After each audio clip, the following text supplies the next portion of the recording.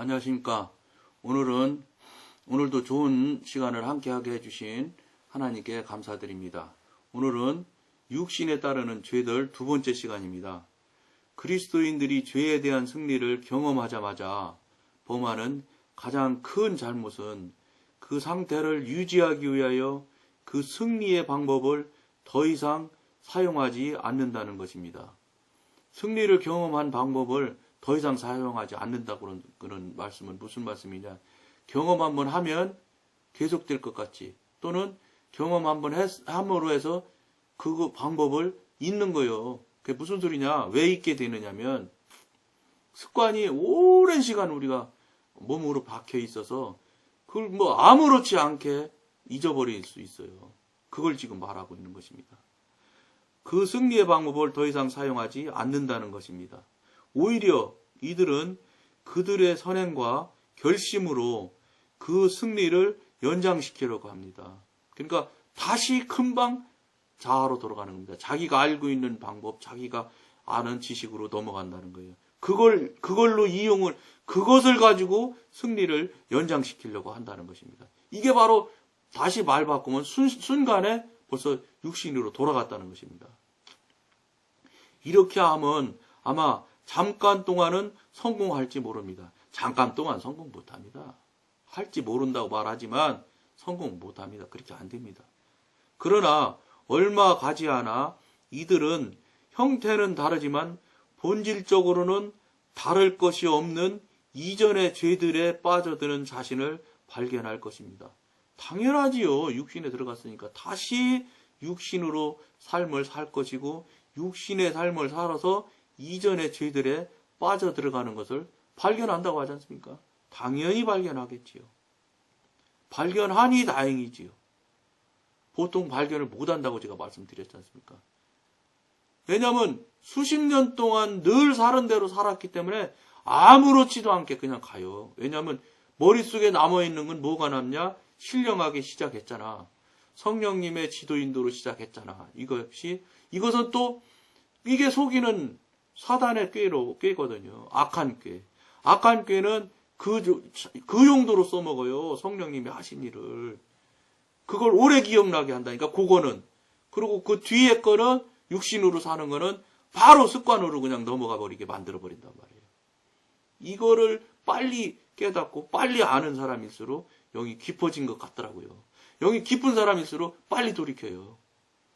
죄 안 짓는 거 아니에요. 영이 깊어도 죄 져요. 더 많이 질지도 몰라. 별 생각을 다 하니까. 물론 별 생각 다 하는 것 자체면 벌써 깊은 건 아니죠.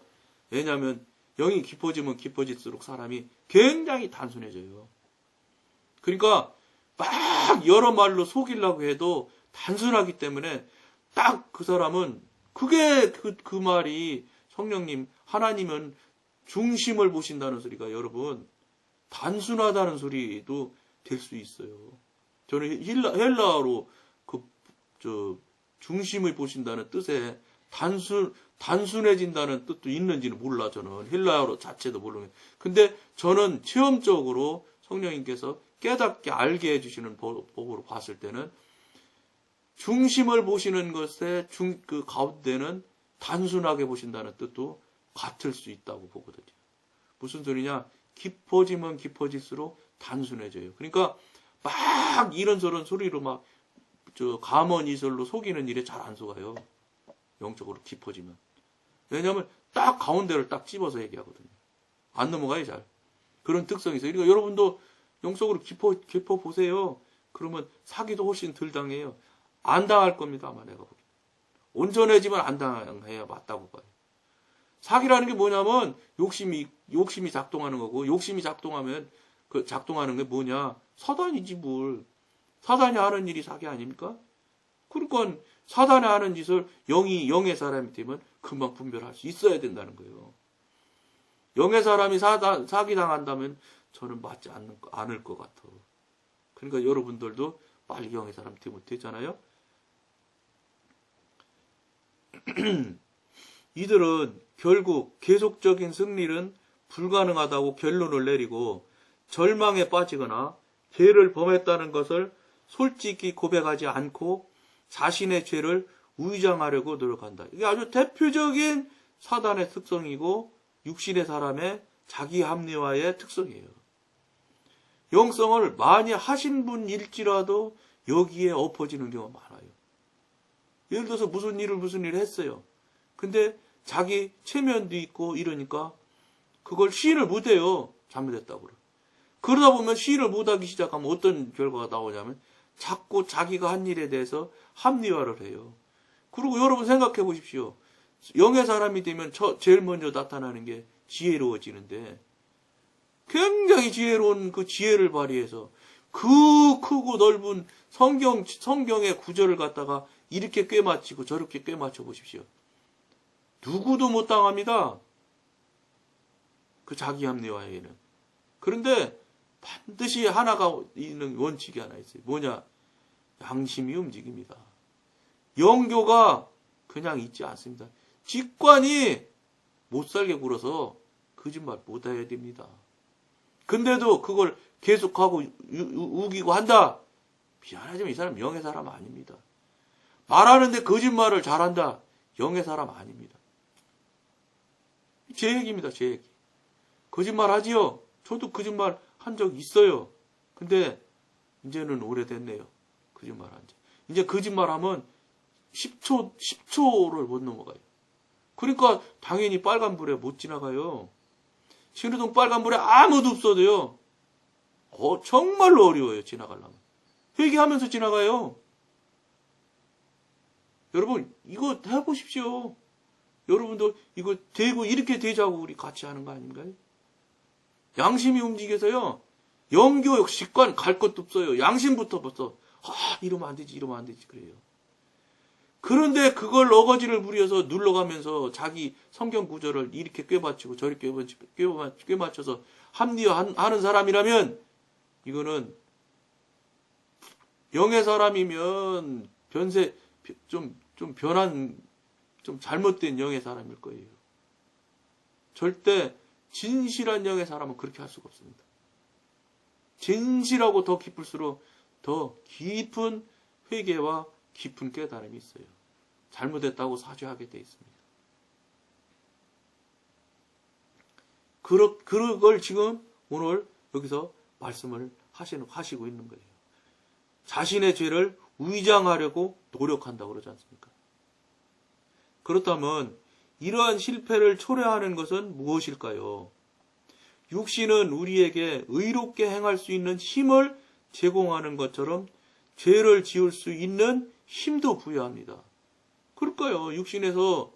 육신은 우리에게 의롭게 행할 수 있는 힘도 제공하고 죄를 지을 수 있는 힘도 부여한다고 지금 말하지 않습니까?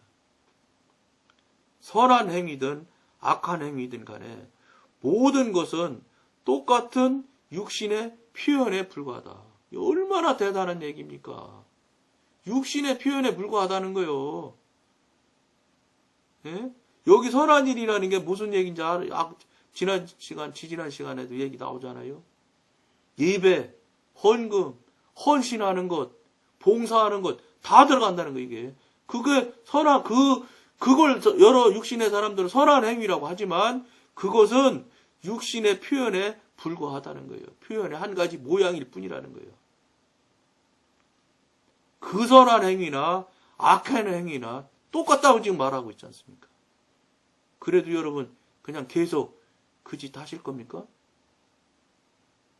주일날인가 봐 의례적으로 가서 교회에서 맡겨진 직임 열심히 하고 또 헌금 또 드리고 헌금 말씀드렸지요 제가 한번.